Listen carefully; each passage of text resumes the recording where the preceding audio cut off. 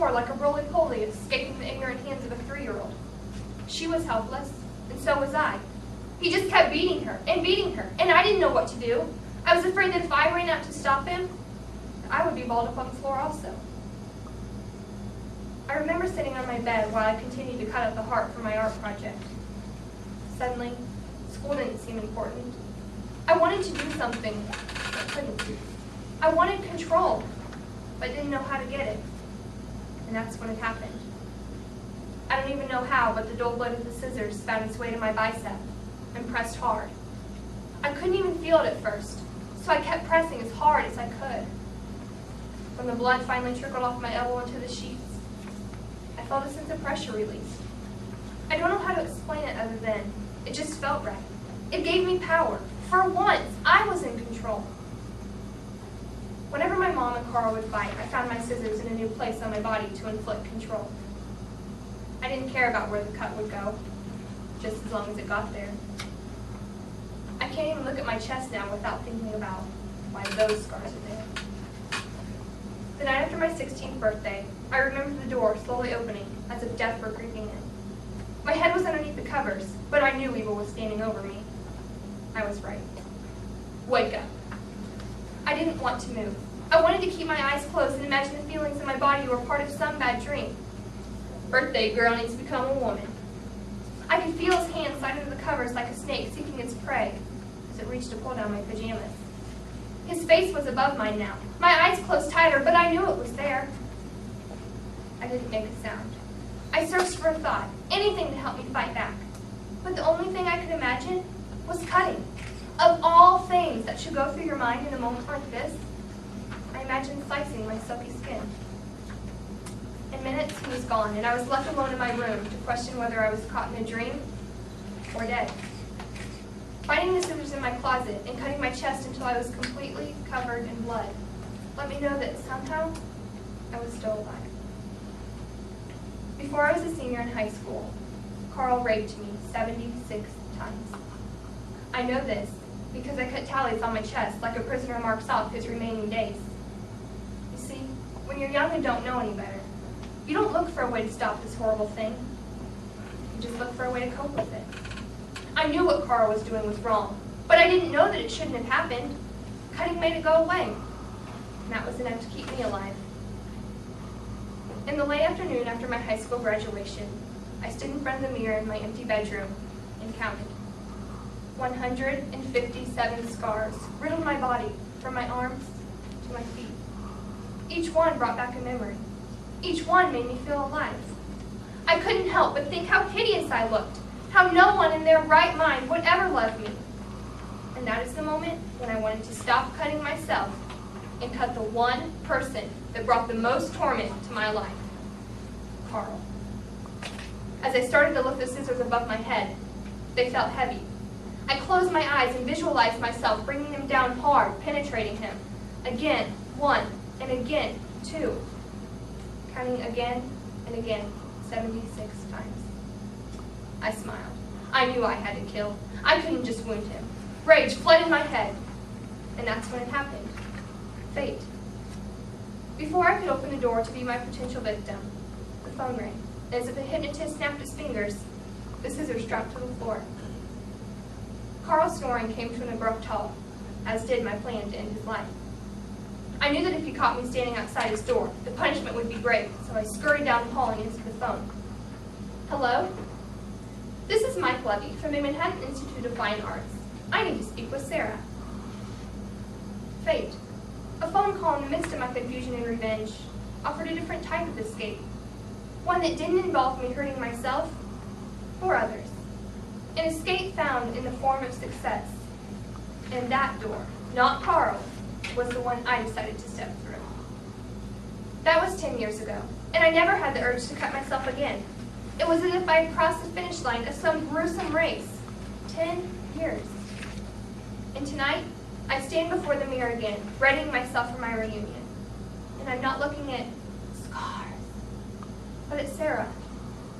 Sarah will walk back into that same building where the whispers began, marked only with success.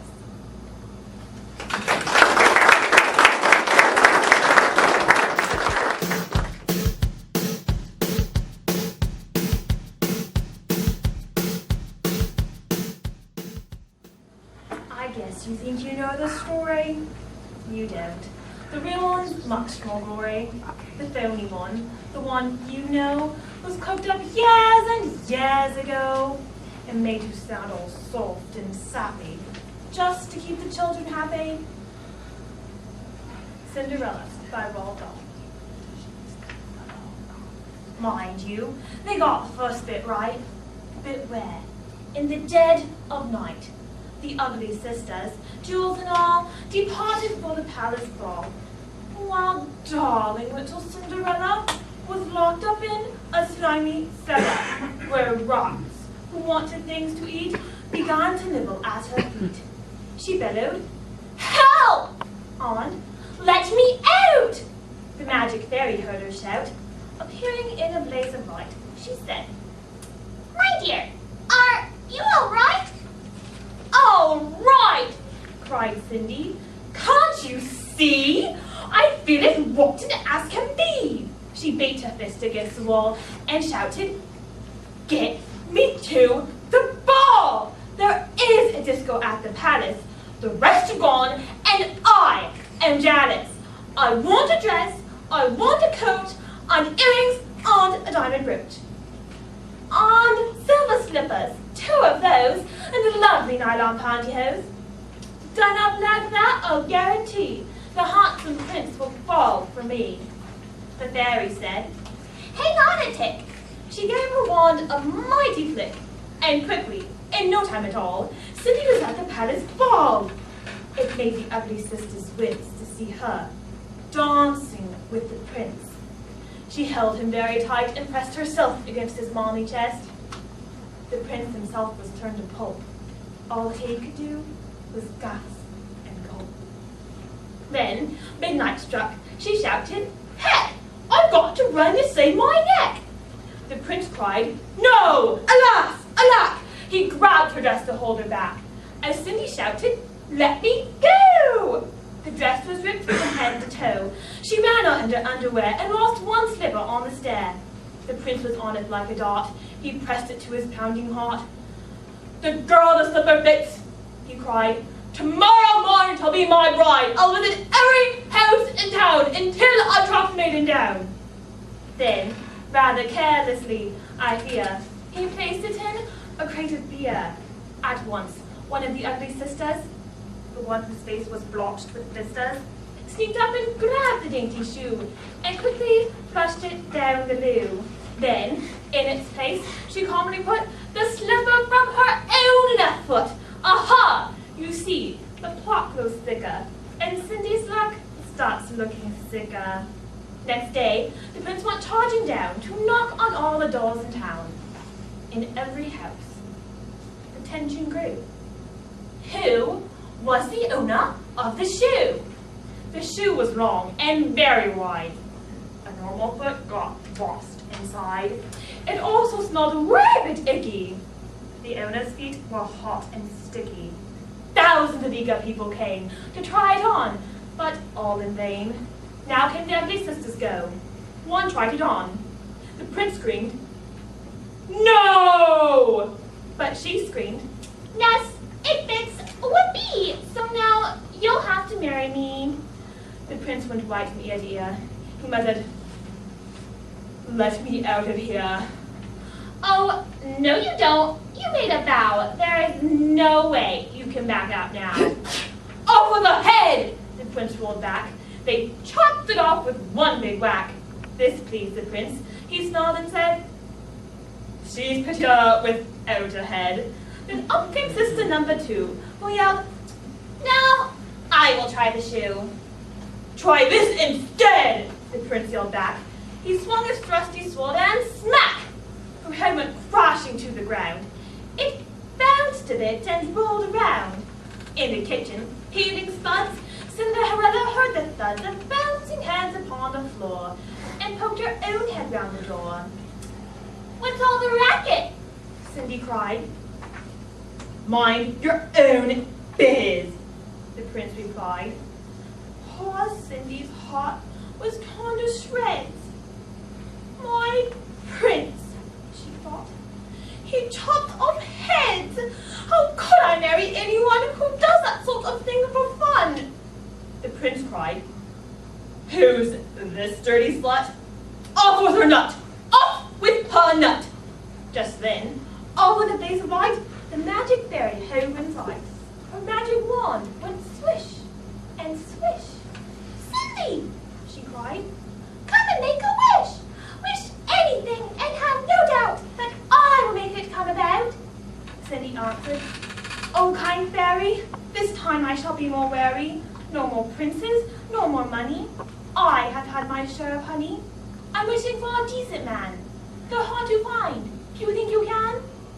Within a minute, Cinderella was married to a lovely fella, a simple jam maker by trade, who sold good homemade marmalade. Their house was filled with smiles and laughter, and they were happily ever after.